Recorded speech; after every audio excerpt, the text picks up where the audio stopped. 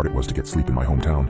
Every night, coyotes howled for hours everywhere in town, or at least I thought they were just coyotes. The next night, I woke up in a cold sweat. I glanced over at the alarm clock next to my bed. It was midnight. I groaned and sat up in bed. A low growling sound from outside of my bedroom window. I thought back to last night and decided that I had made up my mind about looking out. I thrusted my arm towards the curtain and pulled back hard, almost ripping it away from the rod.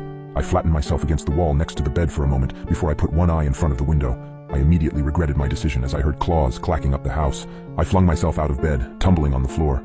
I stood up and got back up on the bed. I stuck my face closer to the window as the clacking got closer and closer. It suddenly stopped for a second before the most terrifying creature popped up from outside, emitting a horrible shriek as it did so. I can never forget its face, the way the hollow eyes oozed some kind of black substance, like tar, and the way its lips were pulled back into a gruesome grin, the teeth blood-stained and razor-sharp. It looked like it had 4 limbs, its front 2 slamming on the glass and pounding.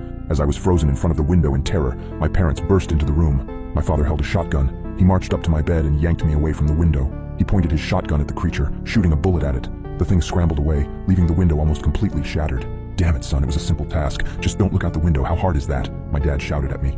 I wasn't processing his words. I was sitting on the floor, arms and legs splayed everywhere in utter shock.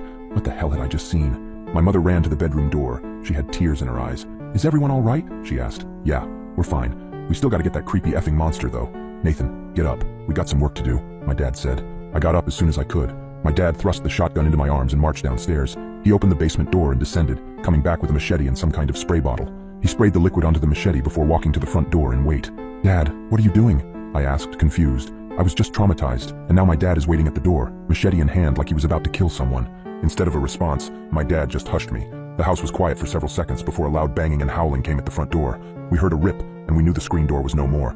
The wood of the interior door started to splinter, and I took a few steps backward. My dad glared at me. "Nathan, now is not the time for this. Point the goddamn gun and get ready to shoot." I aimed the gun at the door, trying to find the spot where the howling was coming from. The door was strong, but it wasn't indestructible. The creature burst through the door, and I pulled the trigger in a moment of terrified panic.